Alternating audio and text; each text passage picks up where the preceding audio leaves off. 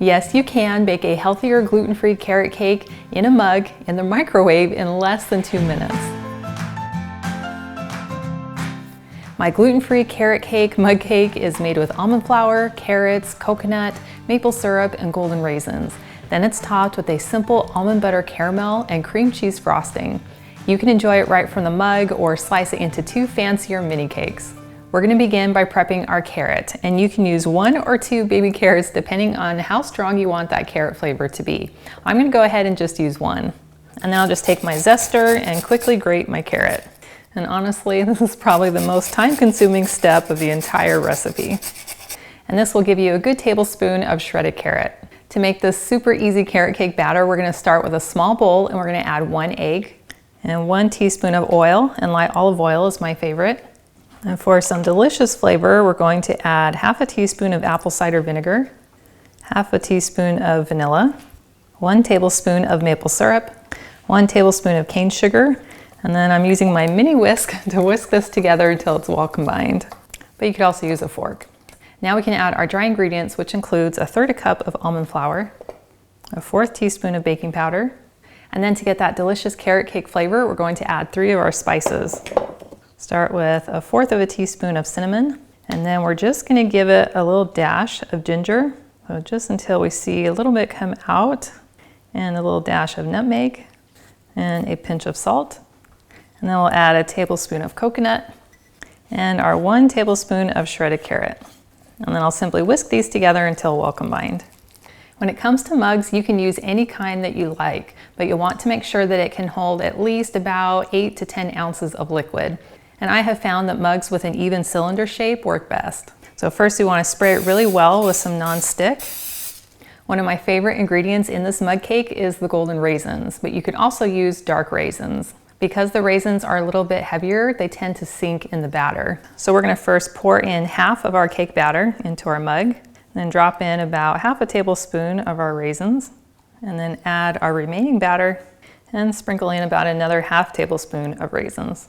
And then you're going to want to microwave this anywhere between about 1 minute and 35 seconds and about 1 minute and 50 seconds. I have found that with my microwave, 1 minute and 45 seconds works best.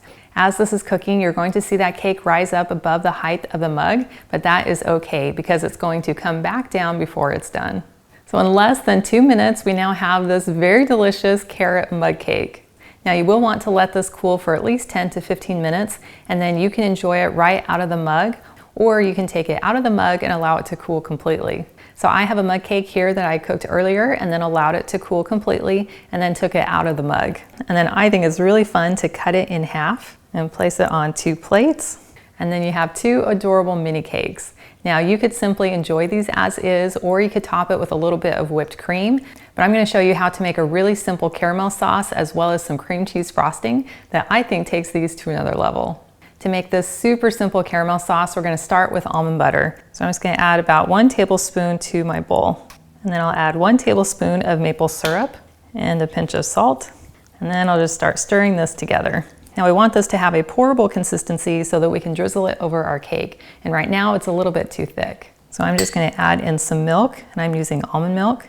And I'll add 2 teaspoons and then stir this together. And now we have a nice pourable consistency. Now to make a small serving of cream cheese frosting, I find it works really well to use whipped cream cheese. You could use block cream cheese, but you'll need it to be room temperature so that you can stir it smooth. But with the whipped cottage cheese, you can use it cold right out of the fridge. So I'm just going to scoop out about 2 tablespoons and put it into my bowl. And then add about 1/2 teaspoon of some butter and a tablespoon of some powdered sugar. And then with a fork, we'll just start mixing these together. And then you can do a quick little pinky test. And then you can add a little more powdered sugar if you want to be a little bit on the sweeter side. Now you could just spread the frosting right on top of the cake, but to make it really easy and slightly decorative, I'm just going to take a snack size bag and drop in my frosting and clip out the corner. And then I'll gently squeeze the frosting towards the open corner. Okay, so now we have our caramel drizzle as well as our cream cheese frosting. So now we can assemble our carrot cake. So I'm going to start by drizzling over a spoonful of our caramel sauce. And then I'll push it towards the edges so you get some really beautiful drips. And then I'll pipe on some of our cream cheese frosting. And we'll just make a nice swirl on top.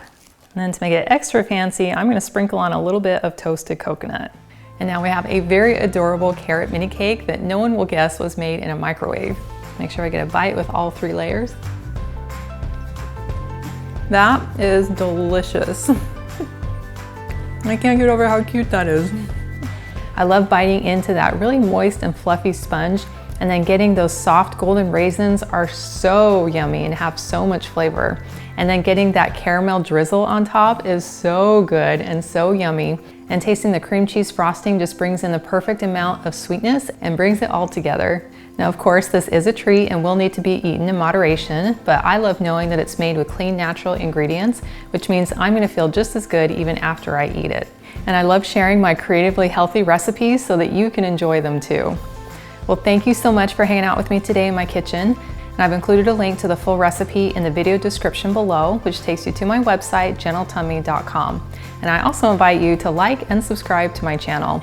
And if you know someone else who you think would love to have a really fun little mini cake, please share this video with them. And I cannot wait to have you hang out with me again in my kitchen.